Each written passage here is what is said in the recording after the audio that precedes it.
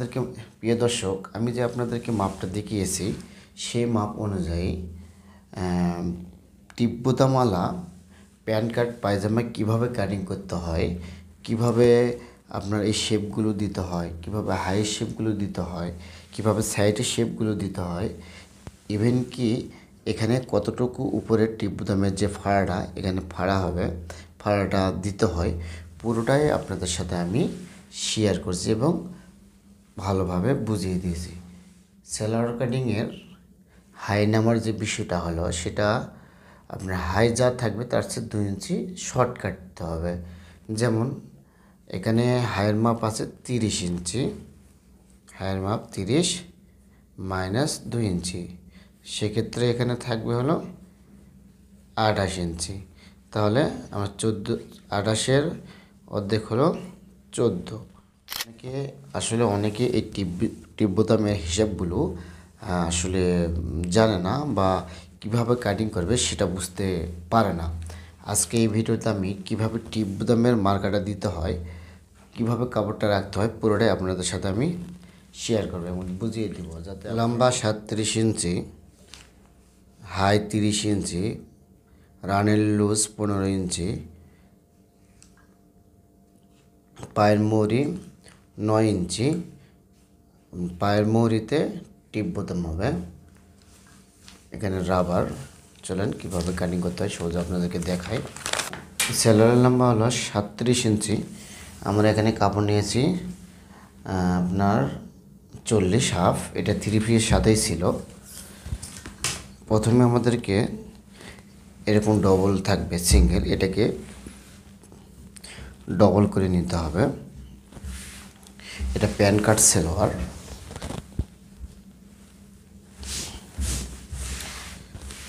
প্রথমে এই কাপড়টাকে আয়রন দিয়ে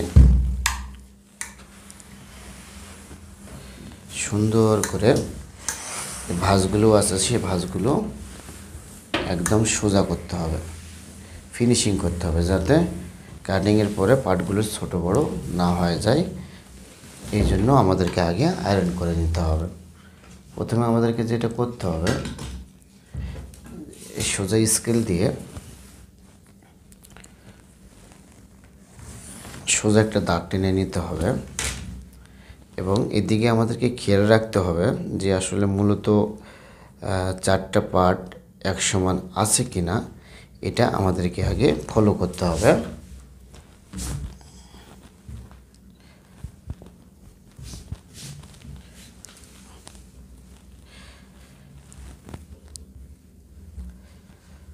তারপরে যেটা করতে হবে, আমাদেরকে এই দাগ থেকে 2 ইঞ্চি রাবারের জন্য এই কাপড়টা বাতি নিতে হবে।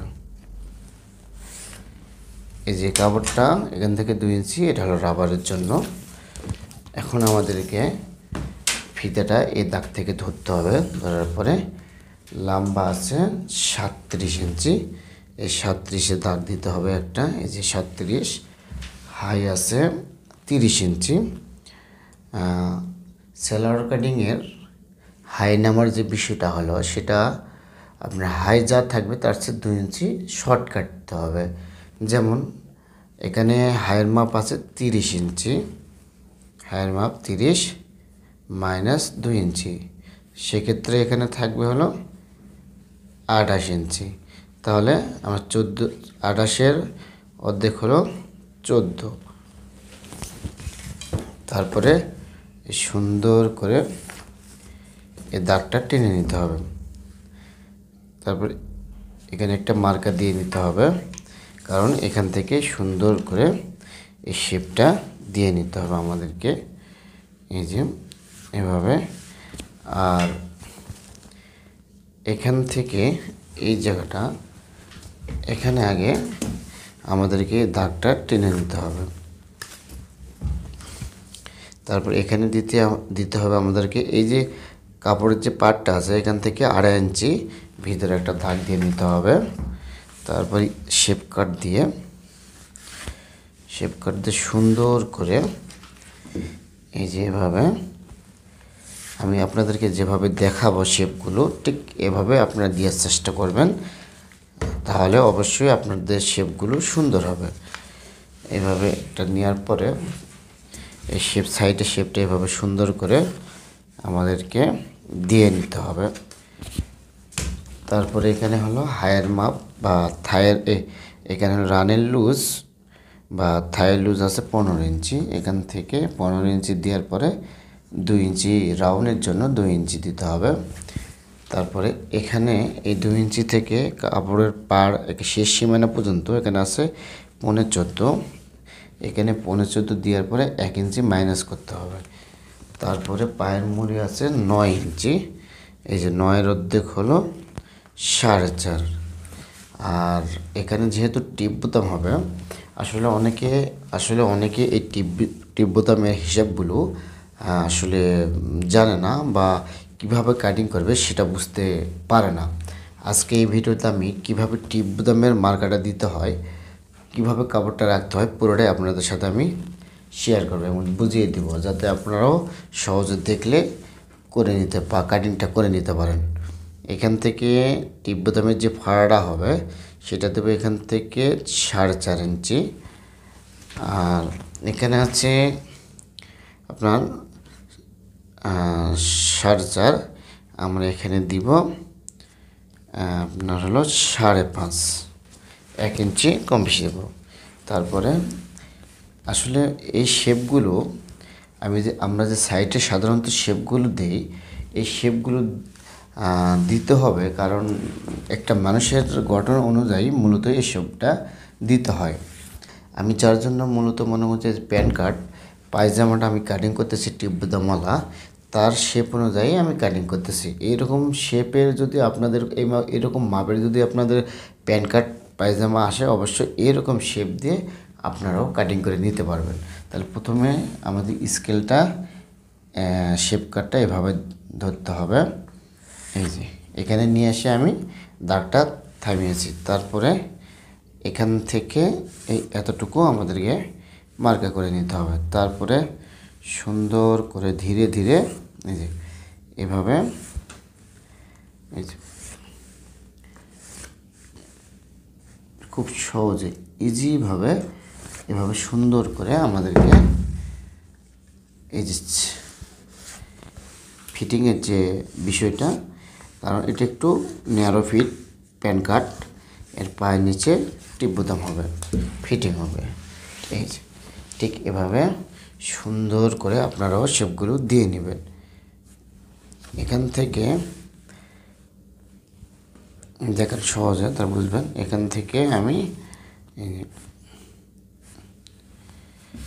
এখান থেকে কাপড় বাড়তি রাখছি 2.25 ইঞ্চি। তারপরে ওই যে হাইটা এখান থেকে সুন্দর করে রাউন্ড করে এভাবে মার্কাটা দিয়ে নিতে হবে, কেননা এটা রাউন্ডটা সুন্দর করে দিতে হবে, বেশি ভিতরে ঢুকানো যাবে না। বেশি ভিতরে ঢুকে সেলাই করার পরে এটা পরার পরে এটা টান খাবে, টেনে থাকবে। এখন কিভাবে আপনাদেরকে আমি দেখিয়েছি যে কিভাবে এই শেপগুলো দিতে হয়, কিভাবে আপনার মনে করেন যে এই টিপ বোতামের যে কতটুকু উপরে মার্কাটা দিতে হয়, কতটুকু দিতে হয়, এটা পুরোটাই আপনাদের সাথে আমি শেয়ার করছি। এখন কাটিং করে আপনাদেরকে দেখাবো।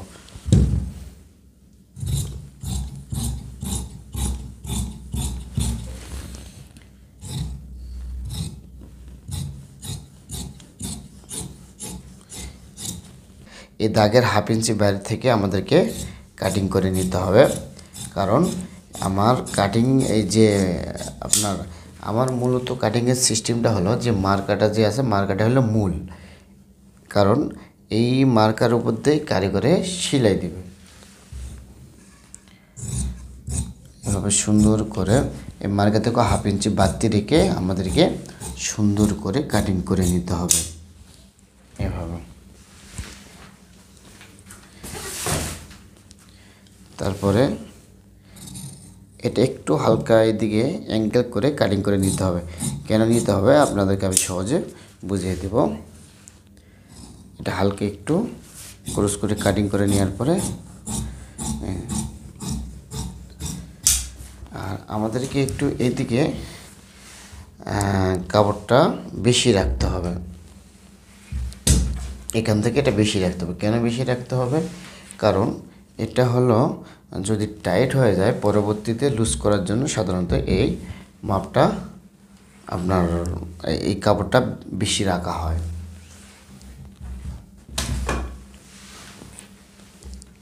তারপরে এখানে একটা আমাদেরকে চাকান দিয়ে নিতে হবে। আর প্রিয় দর্শক, আমি যে আপনাদেরকে মাপটা দেখিয়েছি সেই মাপ অনুযায়ী তিব্বতামালা প্যান্ট কাট পায়জামা কিভাবে কাটিং করতে হয়, কিভাবে আপনার এই শেপগুলো দিতে হয়, কিভাবে হাই শেপগুলো দিতে হয়, কিভাবে সাইডের শেপগুলো দিতে হয়, ইভেন কি এখানে কতটুকু উপরের টিব্বতামের যে ফাড়াটা এখানে ফাড়া হবে, ফাড়াটা দিতে হয়, পুরোটাই আপনাদের সাথে আমি শেয়ার করছি এবং ভালোভাবে বুঝিয়ে দিয়েছি। এই ভিডিওটা যদি আপনারা শুরু থেকে শেষ পর্যন্ত দেখেন তাহলে অবশ্যই আমি গ্যারেন্টি দিয়ে বলতে পারি আপনারা সুন্দরভাবে এই পায়জামাটা আপনারা কাটিং করে নিতে পারবেন। যদি ভিডিওটা ভালো লেগে থাকে অবশ্যই শেয়ার করতে ভুলবেন না। যারা এই মুহূর্তে ইউটিউবে দেখতেছেন অবশ্যই আমার চ্যানেলটাকে সাবস্ক্রাইব করে রাখবেন।